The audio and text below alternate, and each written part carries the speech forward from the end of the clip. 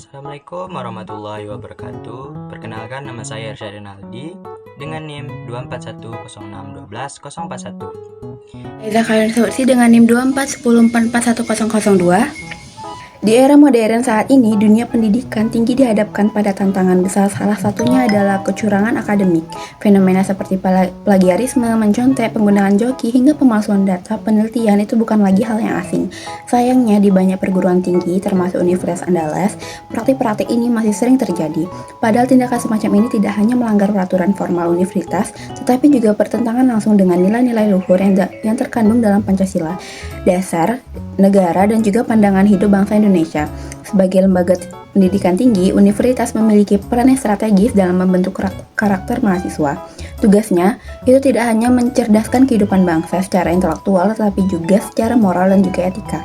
Itulah sebabnya penegakan hukum akademik seharusnya itu tidak hanya dipahami sebagai proses administratif, melainkan juga sebagai bagian dari internalisasi nilai-nilai Pancasila ke dalam kehidupan kampus. Contohnya, ketika kita seorang mahasiswa melakukan plagiarisme, ia bukan hanya melanggar etika akademik, tapi juga mengkhianati nilai-nilai kejujuran yang merupakan perwujudan dari nilai sila pertama, yaitu ketuhanan yang Maha Esa. Nilai ini mengajarkan pentingnya moralitas dan juga integritas dalam setiap tindakan. Selain itu, praktik curang juga mencederai sila kedua, yaitu kemanusiaan yang adil dan juga beradab, karena menimbulkan ketidakadilan bagi mahasiswa lain yang berjuang dengan usahanya sendiri. Mereka yang curang itu mendapat nilai yang sama atau bahkan lebih tinggi, bahkan melewati proses yang sah dan juga etis. Sila ketiga, yaitu Persatuan Indonesia itu menjadi korban ketika kecurangan menimbulkan ketidakpercayaan di antara civitas akademika. Mahasiswa yang merasa bahwa sistem tidak adil itu bisa kehilangan rasa solidaritas terhadap institusi. Ketika kampus dipenuhi oleh praktik tidak etis, maka rasa kebersamaan, kepercayaan, dan juga komitmen terhadap nilai kolektif perlahan terkikis.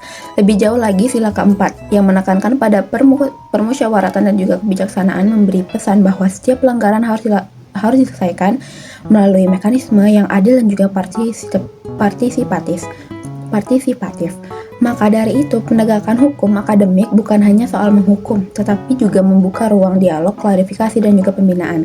Sementara itu, sila kelima mewajibkan kita untuk memastikan bahwa sistem pendidikan berlaku adil untuk semua mahasiswa tanpa diskriminasi dan juga tanpa toleransi terhadap pelanggaran yang merugikan banyak pihak.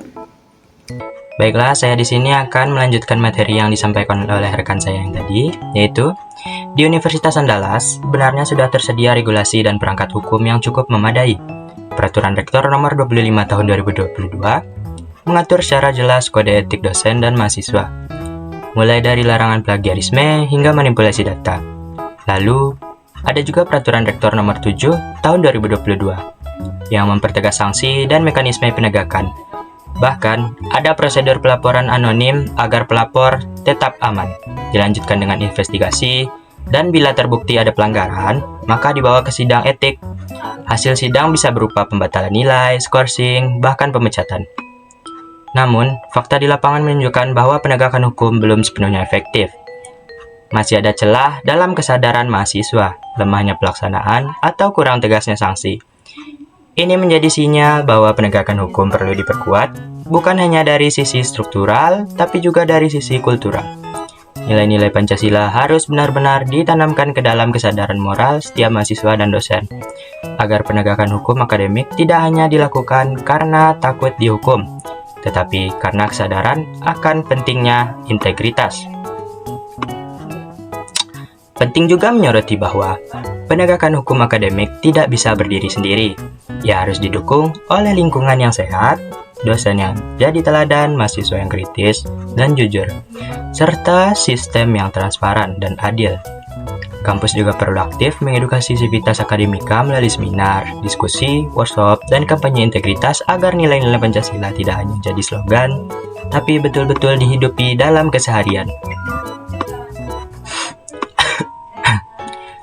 Akhirnya, penegakan hukum atas kecurangan akademik adalah ujian nyata bagi Pancasila di dunia pendidikan. Ini adalah medan pengamalan sila-sila Pancasila, bukan sekedar hafalan. Jika dijalankan dengan baik, bukan hanya menghasilkan lulusan yang cerdas secara akademika, tapi juga berkarakter kuat dan berintegritas tinggi. Dengan begitu, Universitas Andalas dan kampus lain di Indonesia dapat menjadi garda terdepan dalam mewujudkan masyarakat Indonesia yang adil, beradab, dan bermartabat sesuai dengan cita-cita Pancasila. Baiklah, sekian materi yang bisa saya sampaikan. Terlebih dan kurang, wassalamualaikum warahmatullahi wabarakatuh.